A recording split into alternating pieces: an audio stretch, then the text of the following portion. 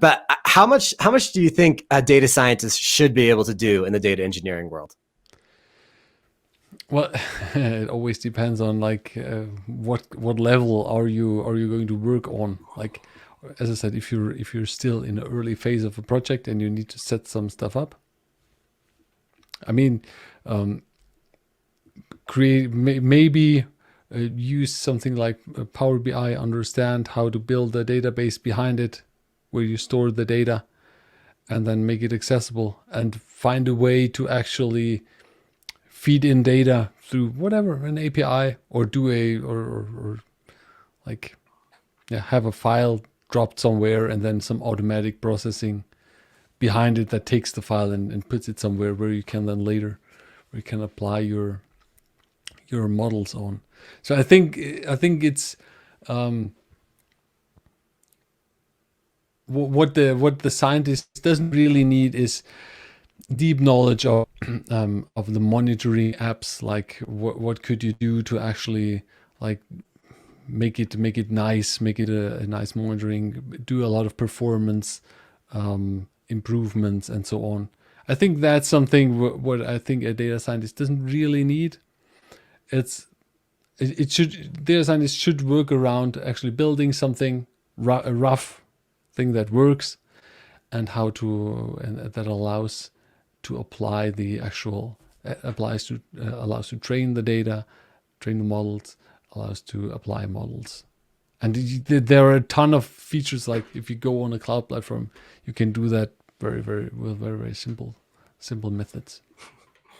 Maybe it's very, very simple for Andreas, but I don't No, know if it's it's like once you know where to look, and that's what I mean.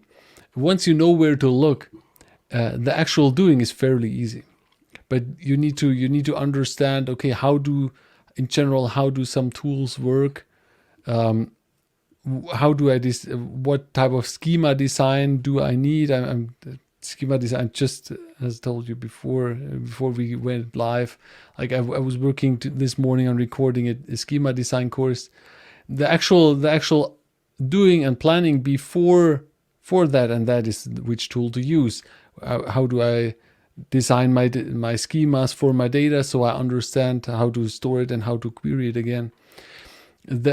This is more work than the actual doing. If you go on AWS something, set up a message queue is fairly easy. You can do that with a few clicks, but you need to understand when do I need to set up the message queue? When does it make sense? How does the data look, or should the data look, that I send through? And these are the things that you need to understand. Yeah, that's so true because so like I said, I have dabbled in data engineering. I've been on these public cloud platforms like, Google Cloud Platform or Azure or AWS. And you're totally right that it's less difficult. Like the tasks aren't difficult to do, but knowing where to click and when to click, that is the key, right? And Yeah. I think especially in these cloud platforms, I'm sure they don't do it on purpose, but it almost feels like sometimes on purpose they're making it like very hard to find like the one or two buttons you need to press. Like you have to like open up a panel and then drop down a menu and then, oh, there it is. I'm Yeah, sure I'm so, sure some you know where it is, but I don't. sometimes it's annoying. Yeah, we had things like where in the coaching we solved the problem, and we were an hour, we went through everything, like, and then it was just a simple like a box needed to be ticked, and I went over it, I didn't see it, and then that was it, and then it worked, and then you sit there and like, oh my god, this took us forever just because like this is completely normal. Yeah. It's like when you have a bug in your code, only it's like worse because it's a checkbox, right? Like it's something Yeah. that feels a lot simpler. Yeah, That that's true. that's funny.